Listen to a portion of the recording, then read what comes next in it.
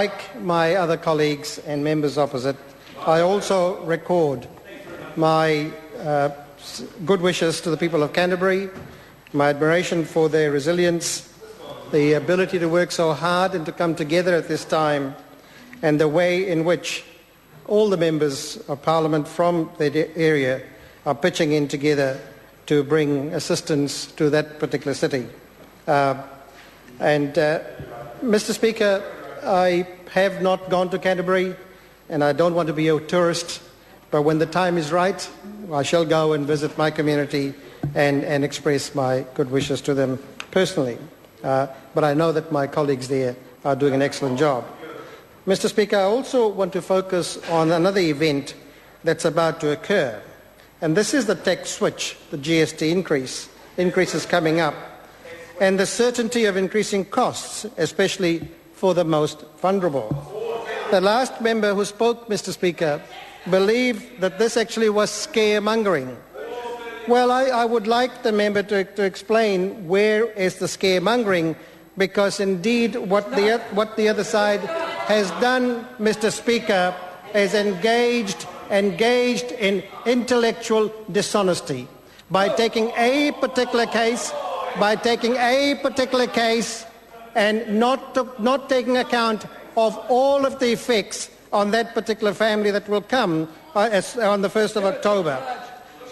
Mr. Speaker, this government talks about equity and fairness, and Ms. Upston might like to listen to the definitions of equity and fairness, because it's a rather odd definition that member's government takes on equity and fairness. And Mr. Bill English talked about this in his response to the tax working group report.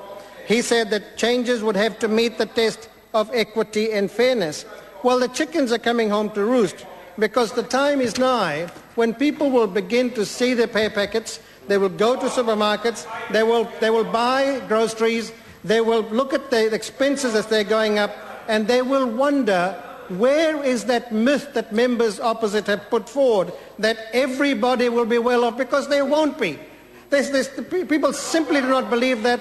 There is no evidence to show that. The members are leaving out, Mr. Speaker, some very, very important pieces. The equity and fairness they talk about is the certainty that 1% of taxpayers will receive 15% of the $14.3 billion tax package. So how do you define, the members of the define equity and fairness? Because that is the effects. What is also known, it's a tax swindle if the facts be known. And because when we look at it, that a third of the $14.3 billion will go to the top 5% of earners. That may be equity and fairness in the minds of those members opposite, Mr. Speaker. It certainly is not equity and fairness on this side of the House. Mr. Speaker, what members opposite have failed to do, and one does not understand why, because they have all the tools, Mr. Speaker. They have not satisfactorily explained why is it that they have not modelled the total costs on an average family, a family on an average income or low income, a family with children in childcare, a family with a mortgage. Now, those are very ordinary, everyday New Zealand families. And when you begin to model, when the members opposite begin to model those costs, then those families are not well off. Look, there's any amount of evidence.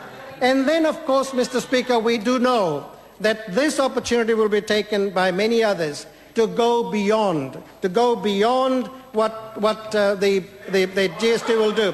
For example, members opposite know that the rents have already increased 9.5%.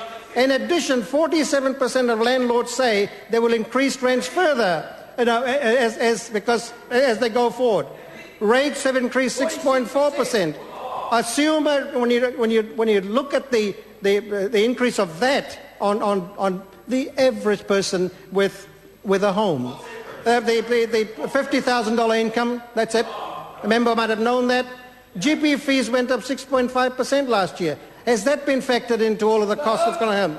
Most petrol companies hiked their prices by 3%. Thank you, Mr. Speaker. It's a bad deal, and it'll be a bad day for the people of New Zealand. Thank you.